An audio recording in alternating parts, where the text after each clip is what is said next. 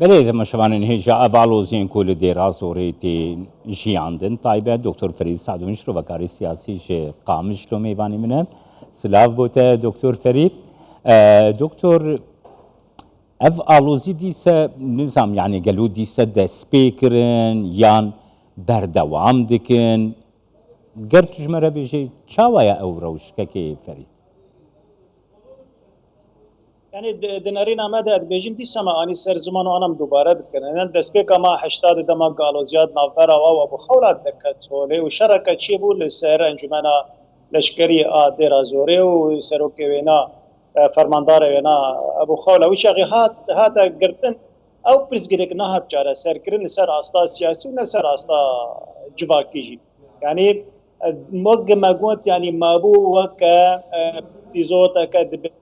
کومرکی ده برولوژی یعنی دواب و گه ریجر بیدی تنگی بیچاره سرکرن با عالیه که سیاسی اواجی گلکی بشون دما گلکی درنگ ما و تیده سروی استهانه نخب برولوژی یعنی وقتی که آنا کابیریش نوچه دادن جبرگ او پرزگریک بخوا نهاتو بجاره سرکرن و بردوام بو و اف شرعی که درد که بولی ایریشن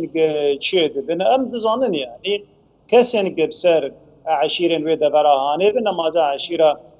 عقيدات وشيخ وانا يعني ابراهيم الهفل حطاني روجا ايرو قفال اسد دخان وحطاني روجا ايرو يجي اوانا فآمده دكنو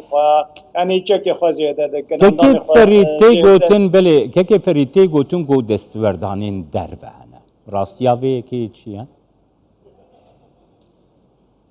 اف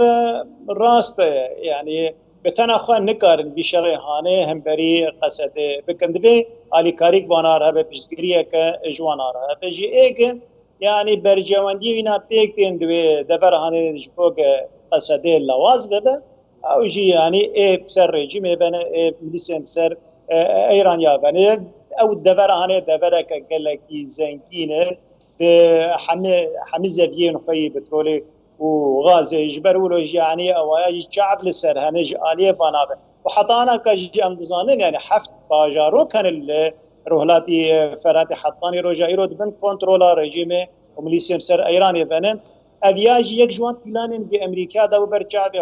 جوانا رزقار بكل وبقشتي يعني مليسيم سر ايران بجوي دبري درخينن ليك وقت ابشر يعني داس بكش ابيا يك جي سدني وشر يعني يعني ملیسم سر ایرانی به دخوازن دوی دبر هانه ده مجول ببن امریکی و قصده بشرکی ده وجبیر بکن شریوانای مازن که در خصنافا ملیسی هانه جرهلاتی فرات ابیکس و سدام هانه سدام دیجی سدام که دیجی هی براسی و گرک لبرچاو یعنی امریکا حاول ده که وک ام بیجن وک ملیسا که لشکری به آوا کرن جوان عشائر دبر درا زورین او یاجی مترسینه که لسر با یعنی برجواندین واقع سادوی دبر هانه ده چه دک برجواندین یک دست وردانه کوانا ایدر بدوی دبر ده ایجبر اب عشیره هانه اشتک سننه و آوا کرنا یعنی ملیسا کی سنی دوی دبر هانه و چکدار و پشتگریا ویناج علیه هفبندیان اف دولتی ببو امریکا ببه ابیاجی مترسینه که لسر وانا چه دک نمازل لسر رژیم جی و لسر ملیسیم سر ایرانی بیجی برولوژی ادیای یک بو خواستن گتیک و هره یعنی نسر کفتی با آوا کرنا گان ملیسی هانه و قبالی کاریا امریکا به او یک جی بو که افشار دست بک و ناکوکی دنابرا عشیره و دنابرا دکتر فرید خوازم بزنم یعنی براستی بنمایه کی کو افشار یعنی وکه شرکی اتنیکی ور بگره یعنی کردی عربی او مترسی حیا و پیشا وی مترسیه کاری چاوا بگره یعنی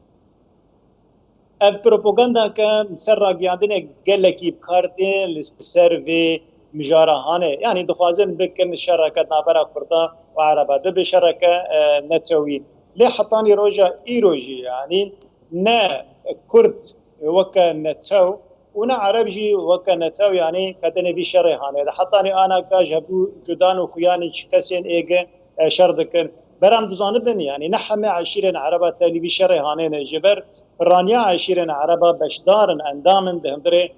قصدي دماغ ابشار داردك وقصدي وعشيرين عربة بشري بفرد كان هم برها بدودكن وشغي عرب بخوجي هفدوتين كشتن قربانيان دادين الفا دما قام بيجن شركي كردي عربية أبيا بس بروباغندا وبدن خياني كرن وقع أو دي بيجن سر راقيان دني إنه أم دبن داقر كرنا كردا دنا بله وأبارزقهاني بارزقها فروع عربي بينام قبولنا. بله گلک سپاس بوده دکتر فرید سعدون شروع کاری سیاسی قام شلول گلم